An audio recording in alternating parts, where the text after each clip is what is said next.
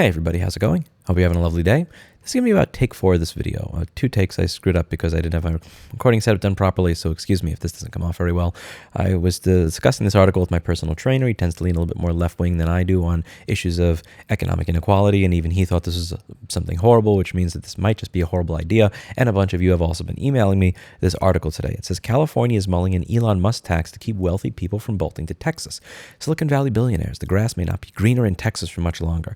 California lawmakers are considering a wealth tax that would not only introduce a 1.5% tax on net worth in excess of $1 billion by 2024, but also allow the state to pursue the tax for former residents who flee the state for tax-friendly locations like Florida and Texas. So even if you leave their state, they can fine you for leaving and continue taxing you. Alex Lee, a member of the California State Assembly, introduced Assembly Bill 259 and Assembly Constitutional Amendment 3 on January 19th. The bill would also lower the threshold for so-called wealth tax to $50 million by 2026 at a rate of 1%. Okay, so it starts off with excess of $1 billion, and then literally within 2 years, it goes down to $50 million. So before we even get to the economic arguments here, which Oreo is going to opine on shortly, before we even get to the economic arguments or why this is bad for any number of reasons, economically, we really do need to focus on the fact that Oreo doesn't know how to sit on the chair like Clinton does, and he always likes to go on the keyboard and then hit the space bar, which ends the video, which you can't do, Oreo. You got to sit on the chair. Come on, you got to follow the rules, boy. No, in all seriousness, what we do have to focus on here is the complete lack of understanding of customer satisfaction. In the private sector, if I run a Banana Republic and I notice one day that my customers that have been loyal for 10 to 20 years, that have come here every single time they need clothing for a speech or a cocktail party or a dinner, are now choosing to go to Men's Warehouse to get their clothing instead of to my Banana Republic, I might start asking those customers what we're doing wrong. Does the clothing not fit anymore? Is it of low quality? Is it shrinking in the wash even when you run it on cold? Do we not have the styles that you want anymore? Was the staff rude? Do we not have a return policy? Like, tell me what it is that we're doing wrong. How can we beat out Men's Warehouse? Explain to me what we could do better to serve you. That's the way that most people who are in business become successful, by figuring out how we can do a better job of serving our customers. If you are a state representative in the state of California, you don't have to care about that because you can just continue to rake your citizens over the coals and tax them using force and not have to care if you're actually satisfying them. And this demonstrates that mentality. Rather than go to their citizens and ask, what can we be doing better? How can we make this a more hospitable business environment for you? I know that our taxes a little bit more, but how can we make it so that the increased taxes you pay here are actually worth it because you are getting more in value? What are your concerns? What can we be doing better? How can we govern better? How can we give you a better customer experience? Because that is what you are as a taxpayer. You are a customer of that particular government's services. They don't do that. And they are showing and demonstrating here they have no confidence in their ability to govern better or in their ability to actually give the customers of that state what they want, because they're telling you, we're not going to make things better. Rather, if you leave, we are going to figure out a way to fine you. So it's like me saying, if you go to Men's Warehouse to buy clothing, I am going to take more money from you. I'm going to fine you for going to my competitor. This is not something that we get to do, but it's something that they can do. To me, it demonstrates a sick ideology that's both just authoritarian and disgusting in nature for a number of reasons. Let's say I get married, and we've been married for 20 years, and throughout the entirety of my marriage, throughout the entirety of our dating before we got married, my wife snored, and it was pretty loud. And then after 20 years of marriage, I say, I'm getting a divorce because you snore.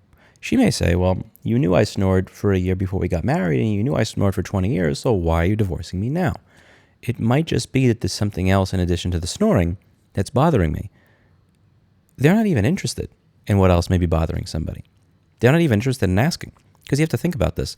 The tax rates in California and New York, it's not like they just spiked up insanely over the past 1 or 2 years. They've been higher than the tax rate in Texas and Florida for as long as I've been alive by a fairly large margin. This is not new news. It's something else in addition to that, and they don't even appear to be interested in trying to figure out what that is. One of the things that I think they're fundamentally misunderstanding in this article is that tax rates are not the only reason that businesses choose to leave a state, and it's not the only reason that people decide to leave a state. You have to think about this for a moment. It's not like New York State and California just last year enacted a high income tax rate and a high business tax rate, and Florida and Texas just last year repealed their state income tax. These are states that have not had income tax for a very long time. So if you have something that's been constant for 20 or 30 years and everybody's deciding to leave in the last 2 or 3 years, is it the tax that's making them leave? Or is it something that happened over the past 2 or 3 years that they're not exactly excited about? Maybe it would make sense to actually ask people what changed over the past 2 or 3 or 5 years that caused you to decide that you want to move your business and get the F out of here. Because I could tell you from experience that losing half of your employees, putting all your stuff in a truck, carting it across the country, and spending months putting it all back together is insanely stressful and not something that I'm going to do so I could save 6 or 8% on my income tax. That's not the way most small business owners work. Most small business owners don't think to themselves, everything's going great, everything's going swimmingly, I have a bunch of clients here, things are great, but in order to save 5 or 7%, I am going to leave, maybe risk half of my people not coming with me, and rebuild everything in some other random part of the country. That's not what most people do. They leave because of other factors. In my case, again, New York City not knowing its own laws, having a douchebag as a governor, the state asking for more than my entire net worth based on an error on their part that they continued to ask for almost a year. I did not leave New York State because I wanted to pay less taxes. I left New York State and New York City because they treat me like shit. That's a very, very clear distinction. I'm not going to speak for every business owner here. I'm not going to speak for every individual, but there are many other reasons other than taxes. If the only reason people were leaving were taxes, then they would have done this a very, very long time ago. There's something else there, and they're not asking the right questions if they're making the assumption that the only reason people are moving are taxes. And above all, if they're assuming that the reason people are leaving are taxes, then why are you then going to bake more taxes and then have a fine for leaving that is then going to discourage anybody else that has the same concern from ever coming to your state, thereby ensuring that the population of people that are productive and create value diminishes. The next thing that I would go over here is just how this is going to be paid in general. So let's say you have somebody that is worth $300 billion, the net worth fluctuates. That's not $300 billion in the bank. That's often in stocks, bonds, other holdings. And when a whale decides that has the majority of a particular stock in a particular company, decides that they are going to sell a bunch of that to pay their tax bill, what happens when that person sells a bunch of stock? What happens to the value of that particular stock when a whale just decides, I'm just going to sell a bunch of it? This is not good for the wealth of everybody involved, because a lot of the wealth that people have, a lot of what people have in their retirement, a lot of what makes people feel confident to continue spending is the number they see in their 401k, or is the number they see when they log in a Robinhood or Ameritrade. That number affects the consumer confidence of the nation and how people deal with purchasing things in the economy in general, and that number is going to go down if you now incentivize people to sell their stock because they need to sell their stock to pay their new tax bill. This is a misunderstanding of wealth in general, and I don't think that this makes any sense.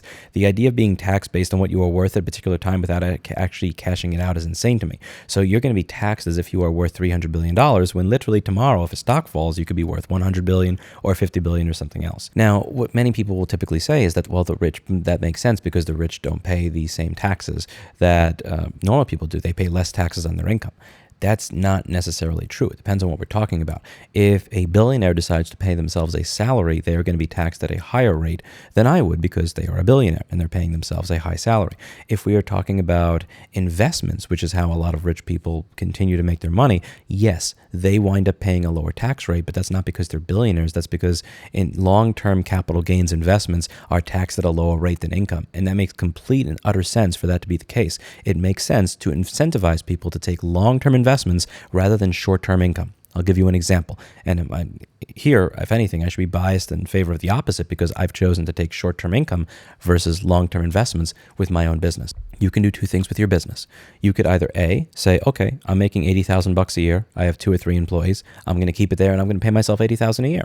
Or what you could do is you could say, I am going to pay myself the bare utter minimum, food, rent, and everything else. I'm going to pay myself $30,000 a year, but I am then going to put the rest into the business and grow it until it's 4 employees, 8 employees, 16 employees, 100 employees. And then once I get to 100 employees, I'm going to sell that business. The latter decision is the one that is better for the economy. The latter decision is the one that is overall better for society. It is better for people to do that and make money that way than it is for them to make money just by paying themselves a salary every single year and keeping their business small. It is better to encourage businesses to grow because as you encourage a business to grow, now Again, instead of having 2 or 3 employees, you now have 100 employees. Society should reward people that make those types of decisions. It makes every single bit of sense that long-term capital gains be taxed at a lower rate than actual income, because long-term capital gains, again, this happens when you defer your gratification to 5 or 10 or 15 years down the road when you sell, rather than taking out the money right now. So if you grow your business to that extent, if you have 100 employees, what do you think is going to happen to the labor market in that particular area? That labor market is going to be more competitive, because now you have 100 more jobs than you did if that business did not expand. More jobs with the same number of people to fill those jobs means that you are going to then be bidding up the price of those people, the wage of those people. The wages are going to be higher. Further, if you have more people working, that means that there's going to be more productive work being done. In my case, that would mean more MacBooks being fixed, more data being recovered. So there's more services being offered to society. Wages are going up and productivity is going up if I make the choice to expand, to make a decision based on long-term capital gains rather than short-term income. The reason that at my business I have taken the decision, or I've made the decision to just pay myself a standard salary rather than keep reinvesting into the business and growing it, is because I don't believe in my ability as a business owner to grow my business. And I also am really bad at raising money. I'm absolutely horrible at raising money, getting lines of credit, and all the things that would be necessary for me to turn this into an Asset Genie, a CPR, or a Ubreak iFix, where I have stores all over the country. But let's be real here. If I actually did make the decision that I would like to have 1,000 or 10,000 employees, I would like to have a warehouse as large as Asset Genies, I'd like to have as many stores as CPR or Ubreak iFix, the labor market in all of those areas would be much better, because in those areas you would have far more competition, which means that wages go up, so that's better for the employees, and it would probably also be better for society, because there would be more products and services being offered, more products and services being fixed.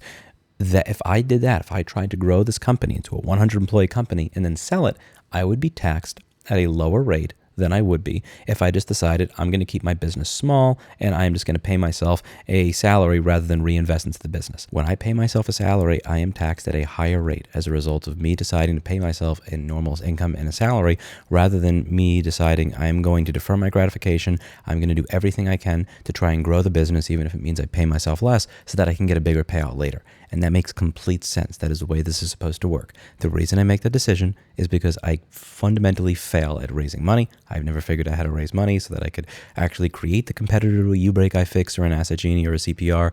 And I have, if I'm being honest with myself, I lack the desire to do the personal growth necessary to become a better business owner so that I could actually get to that level.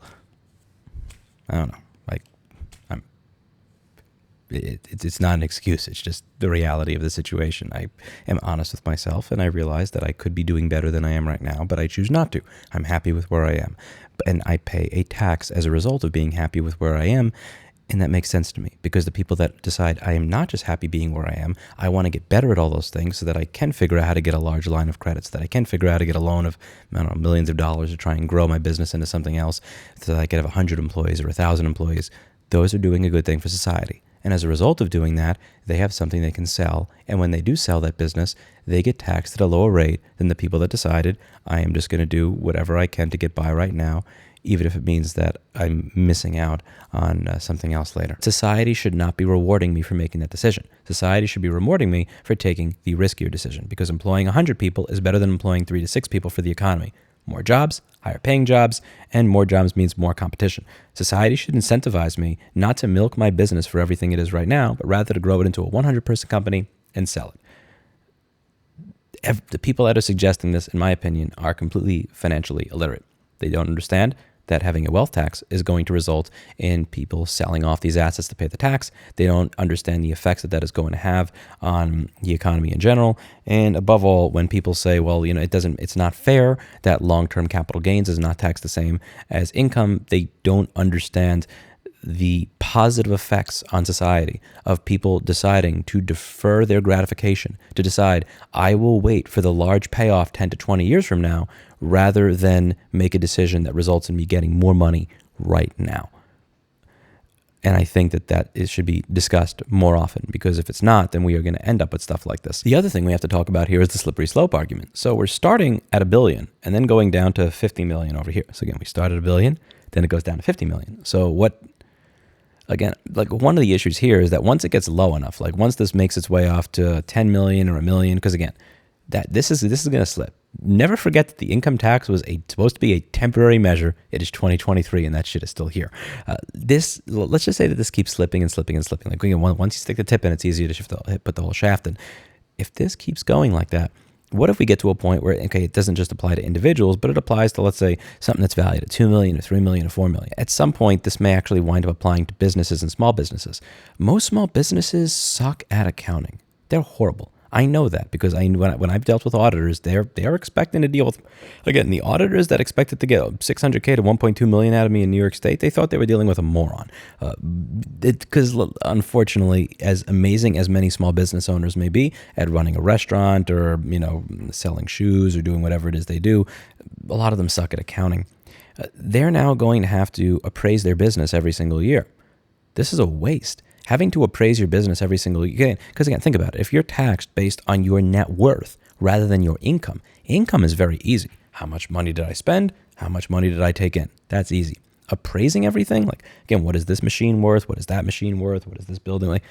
That's difficult. That's a pain in the ass. So now you're going to have business owners that wind up having to appraise their business every single year in order to calculate what they owe for a wealth tax. Aside from paying the wealth tax being just being a shit thing in general because you already pay tax on your income, the time that's going to be wasted from all these people having to now appraise their net worth in order to report it so that they can pay tax on it, once this eventually falls down to small businesses, which again, to be clear, is a slippery slope argument, but I think a fair one to be concerned with given history, that is going to waste the time of a ton of people that barely have the time to deal with their normal accounting as it is. I think this is a shit idea. And honestly, one of the things that my boss was talking about and hoping for is, I think it would be really fun to have him on the channel for an interview because I'm sure he would love to opine on this. He hopes they actually make this so high that high net worth individuals in general are just scared to go to California. What would be really funny is if this was actually passed, start it lower. Don't have it at 1 billion. Have it at 10 million. Have it start at 10 million and have it be 2% or 5% or 10% so that rich people just stop going to California altogether. Just people don't start businesses there. People don't move there whatsoever, so that you get to actually live with the results of your policy in a much accelerated way. So rather than implement a tax as you put it right here so that California can just continue to go downhill at a easily predictable decline, have it just fall off a cliff entirely. I think that would be kind of funny if they just decided to make it something absolutely ridiculous. Why make it 1.5%? Why not make it 10%? Why not make it 30%? Make it 30% for anybody over 10 million. Make it so that wealthy people never want to go to your state and never want to start a business there, so that you can actually live with the end results of your ideology. But yeah, I mean, if there's somebody in New York State that says things like, we could have never kept Lewis, he left because he was so mad that he had to pay, I don't know, 6% state tax and 3% city tax.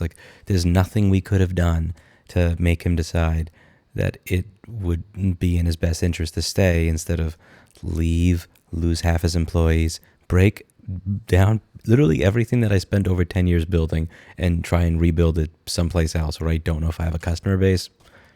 Sure, keep sipping on that copium. Keep pretending that there's absolutely nothing that you could be doing better as a city or state government that would cause people to decide that they want to stay. It's on you. Enjoy. And again, enjoy the results of it. Let me know what you think in the comments down below. That's it for today. As always, I hope you learned something. I'll see you all in the next video. Bye now.